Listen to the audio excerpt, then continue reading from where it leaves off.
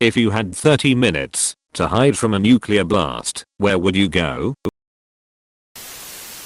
I'd always heard a basement of a library is good because books may absorb some radiation. Make sure you don't break your glasses. I would probably go to the bank and ask to go to where I stored valuables. I would find the nearest elementary school and hide under one of the desks. Anyway, that's what we were taught when I was in elementary school. And cover. There's a building at the college I work at that goes 80 feet underground and has 6-foot thick inward sloping concrete walls. I'll be in there. Got a big ol' NMR in there. I've been in a room like at my university. It's literally built to shield from as much external radiation as possible to make the measurements more accurate. Would definitely double as a bunker. Not my pick though. I have claustrophobia. First cousin of claustrophobia. I ain't getting stuck underground in a thick concrete coffin, no thanks. Claustrophobia, I didn't realize this was a phobia until you posted. I always just said I was claustrophobic, but reading what claustrophobia means, it explains my f-up dreams way better. When I was little I had a ton of nightmares of crawling into tight spaces and then not being able to get out. There were several episodes of Dirty Jobs, like the bridge painting episode, that made me anxious because it felt like there just wasn't enough space to move. For me, I had a really fucked up dream that mixed scenes from Tank Girl with Alice in Wonderland. I would follow the white rabbit and he would go into a hole under a tree. So naturally I would follow, only to slide headfirst down a chute that gets increasingly tighter until I stop sliding and end up trapped upside down with my arms by my side, unable to do anything, which would induce sleep paralysis on me. Yeah, I don't like that dream, yet it recurred a lot. Subway system / sewer system. Underground basically. To bed for a 30-minute nap. Might as well make it a personal day. Like when everyone in Hawaii thought they were going to get hit by ballistic missiles. Oh wow, I had completely forgotten. It was a simpler and much easier time back then. Feels like a decade ago. Pretty easy. I would just go to my nearest bomb shelter. They are all over the place here in Finland and can house up to 4 million people, so more than enough room for the entire urban population.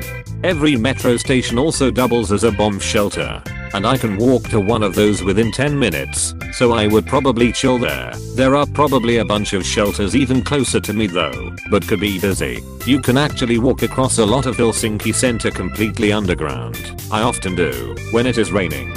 The underground network of tunnels is huge, and all bomb proof. Finland actually has one of the most thorough civil defense programs in the world. Again, new development projects. Property owners must include a civil defense shelter in buildings of at least 1200 m2. Finland got everything covered, damn. Might have something to do with being a Western aligned neighbor of the Soviet Union during that whole Cold War thing. Finland wasn't Western aligned. They walked the very fine line between both sides and had to make various concessions to the Soviet Union in order to remain as independent as possible under the circumstances. As a result, political science now has a concept called Finlandization, which describes similar relationship between neighboring countries. I didn't know about that. You learn something new every day, I guess. But I presume that they still built their shelters with a better safe than sorry mentality in mind. The Eisenhower Tunnel on I-70 in Colorado. 7 miles long, unless it turns into Stephen King's The Stand. I'm in Colorado, so good to know. I just figured I'd go towards mountains, I guess. Sort of planless in this situation though. The nearest city is over 30 miles away, and it's all open country from where I am, and for at least another 10 miles to the mountains in the other direction. Either I'd jump in the truck and try to make it to the mountains through the res, or crawl under the house and hope for the best. Probably best to just hunker down. At that distance, you shouldn't be in the kill zone. Maybe a shockwave will blow out your windows. Best to hunker down and seal up the place so fallout can't get in. Then you just wait a few weeks for the major radiation to die down. Weeks?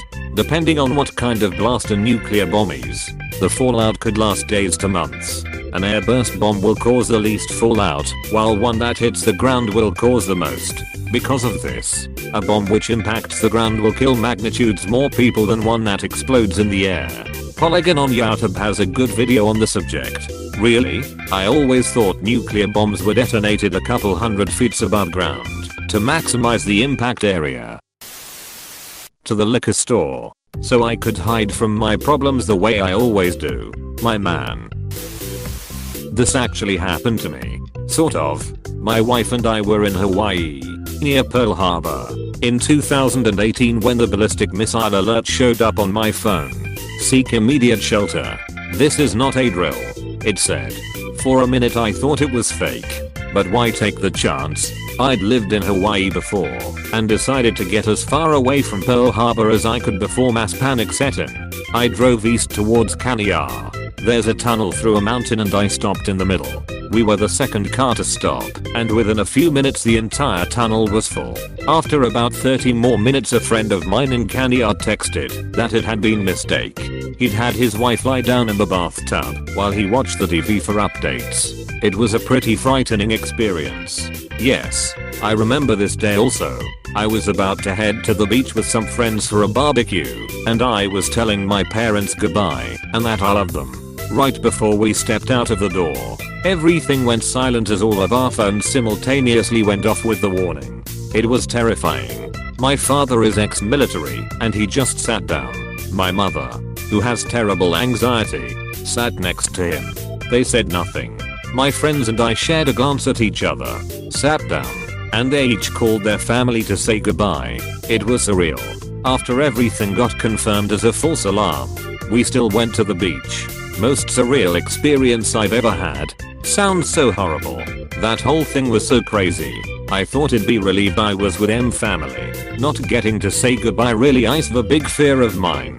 Many years ago before my mom died, we agreed to always share a hug, kiss on the cheek and actually say I love you every time we met and left. We did that for many years, and when she died I had no regrets of unspoken feelings. Leave every encounter with your love expressed. It's not too late. There is an old building near me that has a basement. I know what boards to move to get into the basement from the outside. It's the only building I know of within about 100 miles that is entirely reinforced brick masonry with a basement. And I'm sure I'd spend the apocalyptic event chatting with several homeless people who also know about the board. We'd all survive though. Right answer.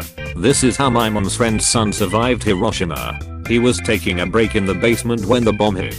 His Kaoka classmate who was still outside was severely burned and later died. I saw some old civil defense stuff from the 50s that suggested doing the same thing.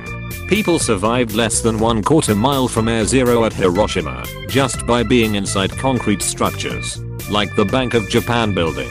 The simple earthen shelters that dotted the city would have been adequate to save many lives had the population not been desensitized to air raid warnings. How long did they have to stay inside? I have a bathroom in the basement with no windows where we could hide for a while to avoid radiation poison, as long as humanly possible. I'd probably climb up onto my roof with a lawn chair and a cold beer and watch everything go to S. Can't watch once you're blinded by the initial blast. I'll bring sunglasses. You got me there. A grocery store. Eat everything you can before you die. Bring out the inner Matt Stoney. I'd go have a pint at the Winchester and wait for the whole thing to blow over.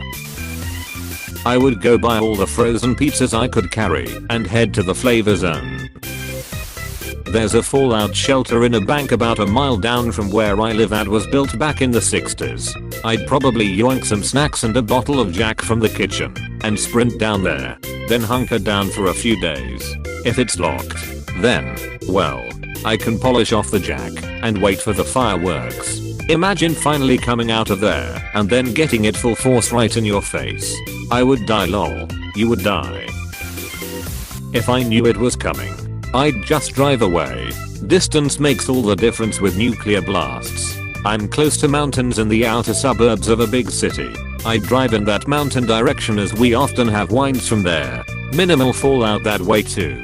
If leaving the city was not an option, I'd just hit up my basement. It's below ground enough that I think I'd be fairly safe. I'm going to dig the deepest trench possible in 30 minutes. Never dig straight down. Thank you, I'd almost forgotten. I'd gather my dogs and cats and go up to our bedroom and cuddle my husband. Give the doggies and kitties some treats on the bed and hope they don't jump off, so that my last moments are a cuddle fest. Drive away from the blast. It should take less than 30 minutes to get out of the blast area. Not where I'm from. You'd get to the next set of bastard traffic lights. Traffic would be one way. Which brings us to the question, does everyone else know about the blast? Or is it just you? I mean, if it's just you, traffic shouldn't be that bad. At least not worse than normal. If a nuclear blast is about to happen, I'd see I'm running a red light. They'll all find out why soon enough. It's worth being alive and arrested than being dead.